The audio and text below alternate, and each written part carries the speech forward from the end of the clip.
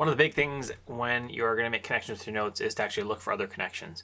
One of the things I liked about DevonThink was that it actually had a tool to do, I don't know, everyone would say it's AI now, but it had some algorithms to find articles that were related. And now there are tools in DevonThink, in Obsidian that does the same thing. So that's what we're going to look at today is the graph analysis plugin for Obsidian. Before we do that, a few ways to support the channel. Become a member, curtismchale.ca/membership. Take a course, curtismchale.ca/education.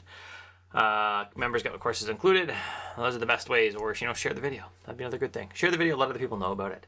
So let's dig into the graph analysis plugin. All right, so the first thing you need to do is to come in here and turn it on. So I'm going to Command comma on Mac. It should be Control comma, or go into your settings, right? Settings are down here with this little gear in the bottom corner. So you come in here, turn on, go to your community plugins. If it's not turned on, like you don't see all this stuff below, then you'll need to turn it on. Browse, and we'll search graph analysis, right? Click on it and you hit install and enable here, and then we can look at the options next. There's a bunch of different options. We can set our default type, right? We can also check the algorithms to show. So this is the different math, how it figures out the relations. You can choose the ones. I've just left it together. Actually, let's turn on sentiment analysis too. We can exclude infinity, or you can exclude zero, whether you exclude zero by default. How to include file extensions, stuff like that, how to show thumbnails, unresolved links, everything like that. And it also has an exclusion tag. So if we want a note not to show up in our views and as a possible match, then we use no graph.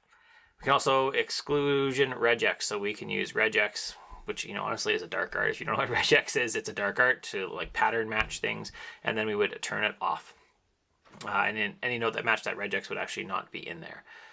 So we can do debug mode as well and super debug mode. So regex could be useful for if I wanted to exclude a folder. That might be something I could use that for. So anything with a path in there. I've left this all on its own though. And then how do we use this? Come up to our sidebar, and I've already selected graph analysis right here. All right, and it's just going to show me different notes that match with it. All right, so it shows me that Git comes in here. It shows me, right, which makes sense for my Git notes.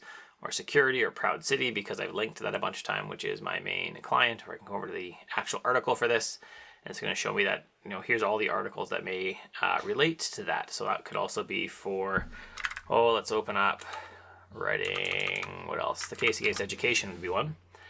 So this is the book notes, and it'll actually go through and show me what else may relate to that. Now this is what graph analysis does. Now how do I use this plugin? I use it as a way when I'm doing my random notes, which I've shown in a few videos recently, surfacing random notes just as a way to find other things that might relate to the note I'm currently looking at. To make more connections, just to make more thoughts, to do, again, to make more connections, to think about my notes more.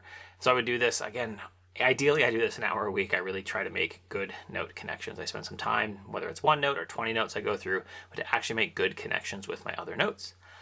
That's it. If you like the video, thumbs up below, share it. That does help on YouTube. You can subscribe as well, or support the channel, become a member, curtismchale.ca/membership.